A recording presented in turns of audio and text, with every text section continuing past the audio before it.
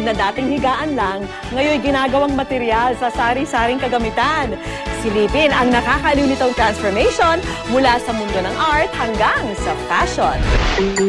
Kung si Aladdin may magic carpet, tayo namang mga Pinoy may bonggang banig. Sikat ito sa ating mga Pinoy lalo na sa oras ng siesta.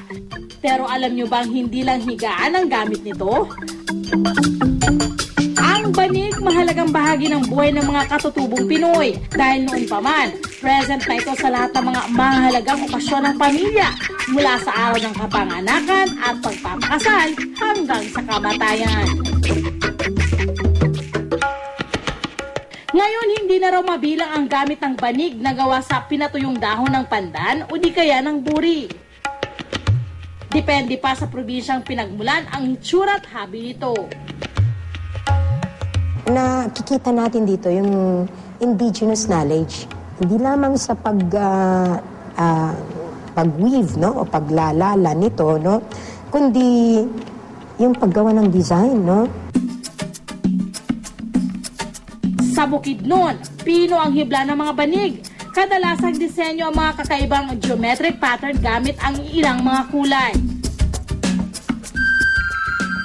Mas makapal at mas makulay naman ang banig ng tawi-tawi. Makikita ang mga kulay na green, orange, blue at yellow sa mga ito. Isa naman sa pinakasikat sa bansa ang banig ng Basay Samar na may pinaghalong traditional at modernong mga disenyo. Madalas na tema raw nito ang kapaligiran. Pero ang tanong, may lugar pa ba ang banig sa makabago nating panahon? Sa Louisiana, bayan ng Laguna, taon-taon idinaraos ang Pandan Festival. Dito nila pinapamalas ang kanilang obra. Isa rito, ang gown na gawa sa banig. Nung nag-umpisa ang Pandan Festival, kanya-kanya silang kumbaga create ng mga design, and then hanggang sa naging tuwing Pandan Festival nga ay may contest ng design ng mga pandan gown. Mahirap at mabusisi raw itong gawin, pero ang resulta, isang outfit na Pinoy ang dating. Ito ang naging negosyo at sa simula nga nang ako'y magkaisip, ay nakita ko na ito ang cottage industry ng aming bayan na talagang nakakatulong sa mga misis ng tahanan. Merong mga tsinelas, nagagandahang mga bag, pati envelope nito, gawa rin sa dahon ng pandan. Sagana raw kasi sa puno ng pandan ang kanilang lugar, kaya hindi sila nauubusan ng materyales. Ito po yung iluhan, ang tawag dito sa Louisiana. Ito po yung ginagamit para lumambot ang ating pandan para makapagsimula tayong malala. Unti-unti nga raw nakikilala ang kanilang bayan dahil sa mga kakaiba nilang produkto na gawa sa banig. Karamihan daw sa mga taga-Louisiana na bayan ng Laguna kumikita sa paghahabi ng banig. Sa pamamagitan ng kanilang kooperatiba, ang gawa ng mga kababaihang miyembro ay madaling naibibenta. Talagang hit na hit ang banig sa mundo ng fashion. Dahil dito ang shoe and bag maker na si Carlo Garcia, pinaghugutan ito ng inspirasyon. Well, weaving is everywhere here in the Philippines, like I said. It's everywhere. We're known for weaving. Galing sa pamilya ng mga sapatero ng Marikina si Carlo at nakapag-aral ng shoe and bag pattern making sa Milan, Italy. Dito gumagawa siya ng mga sapatos na talaga namang Pinoy na Pinoy ang hitsura. Ang leather, ginugupit at hinahabi ng kanyang mga tauhan. Sa katunayan, ginagawa nila ito gaya ng sa traditional na paraan ng paghahabi ng tela.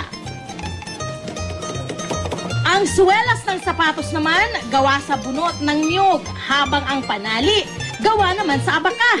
Kaya naman ang resulta, ang tinatawag niyang Carabao shoes. Matibay na, proudly Pinoy made pa. Ilang buwan pa lang na ipakikilala ang mga sapatos na to, pero unti-unti na raw itong sumisikat sa mga shoe lover. Ang mga banig-inspired leather shoes mabibili sa presyong 4,000 pesos hanggang 12,000 pesos.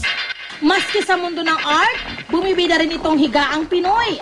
Ang artist na si Joe Mike Tejido na diskubre na pwedeng gawing canvas ang banig. Napili ko yung banig kasi ano siya, nakaka-promote siya ng mga agricultural products natin. Tapos bilang isang fine art canvas, signature look ko siya dun sa mga paintings ko. Salamat sa banig, naging angat sa iba ang kanyang mga obra. Yung gusto ko sa kanya, yung texture niya. Yung rough texture niya ay parang hiyang siya dun sa style ko na paggawa ng texturized effects ko. Pero hindi riyan nagtatapos ang pagiging makabayan ni Joe Mike. Dahil bukod sa kanyang canvas, Pinoy na Pinoy rin ang tema ng kanyang mga painting. Kadalasan ng pinipaint ko, nature themes at saka Filipino themes. So, yun yung mga topics na paborito ko dahil para sa akin, hindi siya nakakapagod gawin dahil personally, interest ko sila. Nariyan ang parol, mga street vendor. Kaya naman pati ang mga foreigner na uhumaling sa kanyang mga obra na mabibili mula 5,000 piso pataas. Hindi may pagkakailang bahagi ng ating pagiging Pilipino ang paggamit ng banig.